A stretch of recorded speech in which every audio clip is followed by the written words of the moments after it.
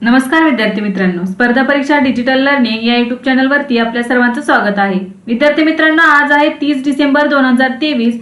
तर आपल्या आजच्या दिवसासाठीच्या काही महत्त्वाचे चालू घडामोडीचे घटक आज आपण अभ्यासूया। चला तर मग आजच्या व्हिडिओला सुरुवात करूया। फर्स्ट क्वेश्चन आहे, अयोध्या रेल्वे स्थानकाचे नाव बदलून काय केले आहे? तर याचे योग्य उत्तर आहे अयोध्या धाम। तर इंडियन रेल्वे कॉन्फरन्स असोसिएशनने उत्तर प्रदेशातील अयोध्या जंक्शन रेल्वे स्टेशनचे नाव बदलून अयोध्या धाम जंक्शन करण्याची घोषणा केली आहे। या रेल्वे स्थानकाचे उद्घाटन 30 डिसेंबर रोजी पंतप्रधान नरेंद्र मोदी यांच्या हस्ते होणार आहे। तर पूर्वी दिलेला स्टेशन कोड AY हा कायम ठेवण्यात आलेला आहे। तर अयोध्या रेल्वे स्थानकाचे नवीन नाव असणार आहे अयोध्या धाम। तर विद्यार्थी मित्रांनो, करंट अफेअर्स 2024 साठी आपण दोन प्लॅन्स घेऊन आलेलो आहोत। तर पहिला प्लॅन आहे इयरली प्लॅन, हा 251 रुपयाचा असणार आहे। तर दुसरा आहे मंथली प्लॅन, तो 26 रुपयांचा असणार आहे। तर यामध्ये आपण डेली करंट अफेअर्सचे PDF देणार आहोत, वीकली रिव्हिजन PDF आणि मंथली वन लाइनर PDF देणार आहोत। तर विद्यार्थी मित्रांनो, ह्या सर्व PDF तुम्हाला स्पर्धा अभ्यास या ॲप वरती उपलब्ध होतील। तर विद्यार्थी मित्रांनो, लक्षात ठेवा की ह्या सर्व PDF तुम्हाला स्टडीसाठी या ॲप वरतीच उपलब्ध होणार आहेत, याची प्रिंट काढता येणार नाही। तर तुम्हाला या PDF ची कंटेंट कसं आहे हे बघण्यासाठी तुम्ही डिसेंबर 2023 च्या PDF बघू शकता। तर स्पर्धा अभ्यास या ॲप वरती डिसेंबर 2023 च्या PDF सर्व फ्री मध्ये उपलब्ध करून दिलेल्या आहेत। चला तर मग नेक्स्ट क्वेश्चन पाहूया। नुकतेच संतोष झा कोणत्या देशात भारताचे राजदूत बनले आहेत? तर याचे योग्य उत्तर आहे श्रीलंका। तर संतोष झा यांनी डिसेंबर 2023 मध्ये अधिकृतपणे श्रीलंकेतील भारताचे नवीन राजदूत म्हणून पदभार स्वीकारला आहे। तर संतोष झा यांनी गोपाल बागले यांची जागा घेतली, ज्यांची ऑस्ट्रेलियातील भारताचे पुढील उच्चायुक्त म्हणून नियुक्ती करण्यात आली आहे। तर या नियुक्तीपूर्वी झा यांनी युरोपियन युनियन, बेल्जियम आणि लक्झेंबर्ग मध्ये भारताचे राजदूत म्हणून पद भूषवले आहे। नेक्स्ट क्वेश्चन आहे, साहित्य आणि कला क्षेत्रातील UAE चा ग्रेट अरब माइंड्स अवॉर्ड कोणाला मिळाला आहे? तर याचे योग्य उत्तर आहे वसानी लारेडज। तर प्राध्यापक वसानी लारेडज हे अल्जेरिया यांनी साहित्य आणि कला क्षेत्रातील UAE चा ग्रेट अरब माइंड्स अवॉर्ड जिंकला आहे। तर कुठले आहेत ते? तर अल्जेरिया या देशाचे आहेत प्राध्यापक वसानी लारेडज। तर यांना UAE चा ग्रेट अरब माइंड्स अवॉर्डने सन्मानित करण्यात आलेले आहे। तर द ग्रेट अरब माइंड्स पुरस्कार अरब नोबेल म्हणूनही ओळखला जातो। तर द ग्रेट अरब माइंड्स पुरस्कार हा नैसर्गिक विज्ञान, अभियांत्रिकी आणि तंत्रज्ञान, साहित्य आणि कला, आर्किटेक्चर आणि डिझाईन, अर्थशास्त्र आणि औषध या 6 क्षेत्रामध्ये दिला जातो। नेक्स्ट क्वेश्चन आहे, नुकतीच केंद्रीय राखीव पोलीस दलाच्या महासंचालकपदी कोणाची नियुक्ती करण्यात आली आहे? तर याचे योग्य उत्तर आहे अनिश दयाल सिंग। तर अनिश दयाल सिंग यांची डिसेंबर 2023 मध्ये केंद्रीय राखीव पोलीस दलाचे महासंचालक म्हणून नियुक्ती करण्यात आली आहे। तर त्यांची नियुक्ती केंद्रीय मंत्रिमंडळाच्या नियुक्ती समितीने केली आहे। तर आतापर्यंत अनिश दयाल सिंग यांच्याकडे ITBP महासंचालक पदाचा अतिरिक्त कार्यभार होता। तर अनिश दयाल सिंग यांची नियुक्ती 31 डिसेंबर 2024 पर्यंत लागू असेल, म्हणजे त्यांचा कालावधी किती असणार आहे? तर 1 वर्षाचा। तर केंद्रीय राखीव पोलीस दलाची स्थापना 1939 साली झाली आहे। तर केंद्रीय राखीव पोलीस दल म्हणजे CRPF हे भारतातील केंद्रीय सशस्त्र पोलीस दलांपैकी सर्वात मोठे केंद्रीय दल आहे। तर हे भारत सरकारच्या गृह मंत्रालयाच्या अंतर्गत काम करते। नेक्स्ट क्वेश्चन आहे, मुख्यमंत्र्यांना लोकायुक्तांच्या कक्षेत आणणारे देशातील पहिले राज्य कोणते ठरले आहे? तर याचे योग्य उत्तर आहे महाराष्ट्र। तर नुकताच महाराष्ट्र विधान परिषदेने मुख्यमंत्र्यांचा लोकायुक्तांच्या कक्षेत समावेश करण्याचा प्रस्ताव मंजूर केला आहे। तर मुख्यमंत्र्यांना लोक आयुक्तांच्या कक्षेत आणणारे महाराष्ट्र हे देशातील पहिले राज्य ठरले आहे। तर महाराष्ट्र विधान परिषदेने डिसेंबर 2023 मध्ये काही सूचनांसह लोकायुक्त विधेयक 2022 मंजूर केले आहे। यामुळे मुख्यमंत्री आणि मंत्री परिषद भ्रष्टाचार विरोधी लोकायुक्तांच्या कक्षेत येतात। तर या विधेयकानुसार लोकायुक्तांना मुख्यमंत्र्यांविरोधात कोणतीही चौकशी सुरू करण्यापूर्वी आणि सभागृहाच्या अधिवेशनासमोर ठराव आणण्यापूर्वी विधानसभेची मंजुरी घेणे बंधनकारक आहे। तर असा प्रस्ताव विधानसभेच्या एकूण सदस्यांपैकी किमान 2/3 सदस्यांकडून मंजूर केला जाईल। तर या विधेयकानुसार अंतर्गत सुरक्षा किंवा सार्वजनिक सुव्यवस्थेशी संबंधित प्रकरणांमध्ये मुख्यमंत्र्यांवरील भ्रष्टाचाराचे आरोप असलेल्या प्रकरणांची लोकायुक्त चौकशी करणार नाही। तर या विधेयकानुसार मुख्यमंत्री, इतर कोणतेही कॅबिनेट मंत्री आणि निवडून आलेले लोकप्रतिनिधी यांच्या विरुद्धचा खटला तक्रारीच्या तारखेपासून 1 वर्षाच्या आत पूर्ण करावा लागणार आहे। तर मुख्यमंत्र्यांना लोकायुक्तांच्या कक्षेत आणणारे देशातील पहिले राज्य ठरले आहे महाराष्ट्र। नेक्स्ट क्वेश्चन आहे, फोर्ब्सच्या जागतिक सर्वाधिक कमाई करणाऱ्या महिला खेळाडू 2023च्या यादीत भारताच्या कोणत्या एकमेव खेळाडूचा समावेश करण्यात आला आहे? तर याचे योग्य उत्तर आहे PV सिंधू. तर फोर्ब्सच्या जागतिक सर्वाधिक कमाई करणाऱ्या महिला खेळाडू 2023 यादी डिसेंबर 2023 मध्ये प्रसिद्ध करण्यात आलेली आहे. तर टेनिसपटू इगा स्विटेक ही जगातील सर्वाधिक कमाई करणारी महिला खेळाडू ठरली आहे. तर फोर्ब्सच्या जागतिक सर्वाधिक पेड महिला ॲथलेटिक्स 2023च्या यादीत इगा स्विटेक ही प्रथम स्थानावर आहे. तर या वर्षीच्या फोर्ब्सच्या या जागतिक सर्वाधिक कमाई करणाऱ्या महिला खेळाडूंच्या यादीत भारतीय बॅडमिंटन खेळाडू PV सिंधू ही एकमेव भारतीय खेळाडू ठरली आहे. तर PV सिंधू अमेरिकेच्या जिमस्टॅन सिमोन बाइल्ससह संयुक्तपणे 16व्या स्थानावर आहे. म्हणजे फोर्ब्सच्या यादीमध्ये PV सिंधू ही 16व्या क्रमांकावर आहे आणि तिच्यासोबतच अमेरिकेची जिमस्टॅन सिमोन बाइल्स ही 16व्या क्रमांकावरती आहे. नेक्स्ट क्वेश्चन आहे, अलीकडेच भारताने कोणासोबत स्थलांतर आणि गतिशीलता कराराला मान्यता दिली आहे? तर याचे योग्य उत्तर आहे इटली. तर केंद्रीय मंत्रिमंडळाने डिसेंबर 2023 मध्ये इटली सोबत स्थलांतर आणि गतिशीलता कराराला मंजुरी दिली आहे.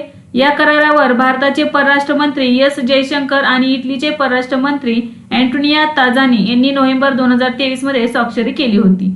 या करारानुसार इटलीमध्ये शैक्षणिक व्यावसायिक प्रशिक्षण पूर्ण केल्यानंतर अनुभव प्राप्त करू इच्छिणाऱ्या भारतीय विद्यार्थ्यांना 12 महिन्यांपर्यंत इटलीमध्ये तात्पुरते राहण्याची परवानगी दिली जाऊ शकते. हे भारतीय विद्यार्थ्यांना इटालियन कौशल्य मानकांशी संपर्क साधण्याची संधी देतात. तर इटलीमध्ये व्यावसायिक प्रशिक्षण, अभ्यासेतर इंटर्नशिप आणि अभ्यासक्रम इंटर्नशिपशी संबंधित विस्तृत तरतुदी आहेत. हा करार मान्यतेच्या तारखेपासून 5 वर्षांसाठी लागू असणार आहे. नेक्स्ट क्वेश्चन आहे, भारत जीपीटीच्या विकासासाठी रिलायन्स जिओ आणि कोणी संयुक्त प्रकल्प सुरू केला आहे? तर याचे योग्य उत्तर आहे IIT बॉम्बे.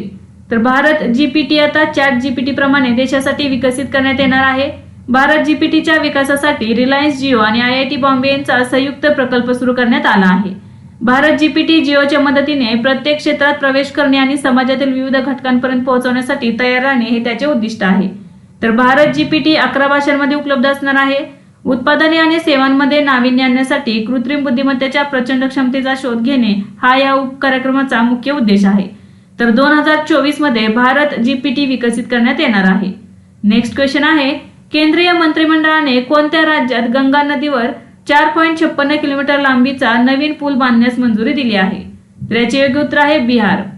तर केंद्रीय मंत्रिमंडळाने बिहारमधील दिघा आणि सोनपूर यांना जोडण्यासाठी गंगा नदीवरील 4.56 किलोमीटर लांबीच्या पुलाच्या बांधकामाला मंजुरी दिली आहे. तर हा पूल 6 लेनचा असणार आहे. प्रकल्पाची एकूण किंमत 3,64.45 कोटी रुपये आहे, ज्यामध्ये नागरी बांधकामासाठी 2,233.81 कोटी रुपये समाविष्ट आहेत. त्याच्या बांधकामामुळे राज्यातील वाहतूक जलद आणि सुलभ होणार आहे. नेक्स्ट क्वेश्चन आहे, UGCने कोणत्या पदवीची मान्यता रद्द केली आहे? तर याचे योग्य उत्तर आहे MPhil.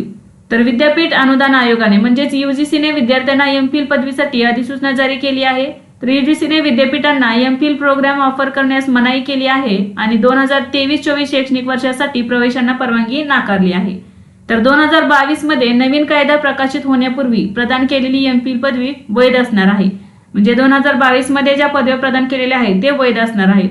तर MPhil हा 2 वर्षांचा पदव्युत्तर शैक्षणिक संशोधन पदवी कार्यक्रम आहे आणि MPhil हा PhD सारखाच आहे, कारण तो प्रामुख्याने एक संशोधन आधारित कार्यक्रम आहे.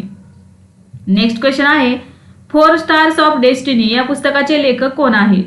तर याचे योग्य उत्तर आहे M.M. नरवणे. तर M.M. नरवणे हे देशाचे माजी लष्कर प्रमुख आहेत. नुकतेच त्यांनी लिखित 4 स्टार्स ऑफ डेस्टिनी या पुस्तकाचे प्रकाशन करण्यात आले आहे. यामध्ये नरवणे यांनी 31 ऑगस्ट 2020 रोजी भारत आणि चीनच्या सैन्यांमध्ये गलवान व्हॅलीमध्ये झालेल्या लष्करी चकमकीचा उल्लेख केला आहे.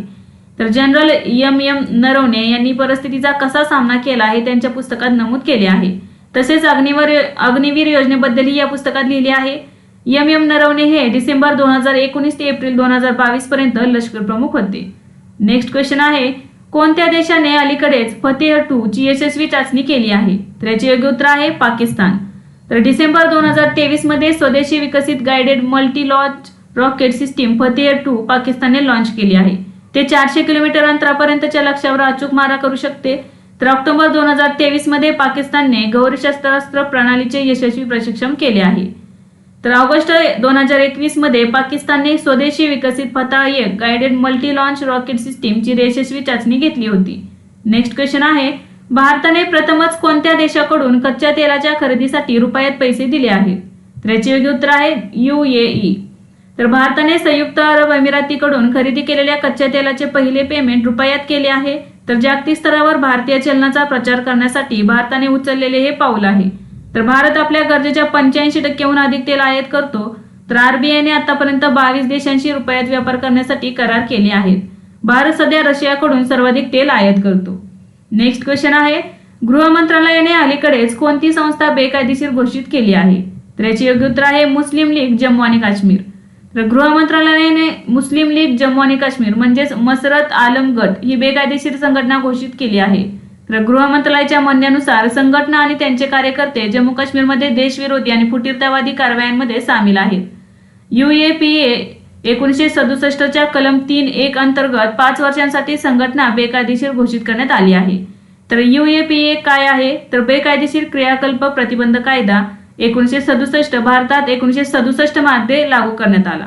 तर हा प्राथमिक दहशतवाद विरोधी कायदा आहे. हे भारताच्या अखंडतेला आणि सार्वभौमत्वाला धोका निर्माण करणाऱ्या बेकायदेशीर आणि दहशतवादी कारवायांना बेकायदेशीर आणि शिक्षा देण्यासाठी लागू करण्यात आले होते. तर UAPA 1967च्या कलम 3 अंतर्गत मुस्लिम लीग जम्मू आणि काश्मीर या संघटनेवरती बेकायदेशीर संघटना म्हणून घोषित करण्यात आलेली आहे. नेक्स्ट क्वेश्चन आहे, नुकतेच विजयकांत यांचे निधन झाले ते कोण होते? तर ते एक राजकीय नेते आणि अभिनेते होते. तर तमिळनाडूतील राजकीय पक्ष DMDK पक्षाचे प्रमुख कॅप्टन विजयकांत यांचे डिसेंबर 2023 मध्ये निधन झाले आहे. तर विजयकांत यांचे पूर्ण नाव नारायणन विजयराज अलगारस्वामी असे होते. ते 2 वेळा विधानसभेचे सदस्य म्हणून निवडून आले. विधानसभेचे सदस्य विजयकांत यांनी 2005 मध्ये त्यांच्या देशी मुर्पोक्कू द्रविड मुनेत्रम कळघम या पक्षाची स्थापना केली होती. तर विद्यार्थी मित्रांनो, आज आपण 30 डिसेंबर 2023 रोजीचे काही महत्त्वाचे चालू घडामोडीचे घटक पाहिले. तर यासारखेच नवनवीन व्हिडिओ पाहण्यासाठी चॅनलला लाईक करा आणि सबस्क्राईब करायला विसरू नका. धन्यवाद.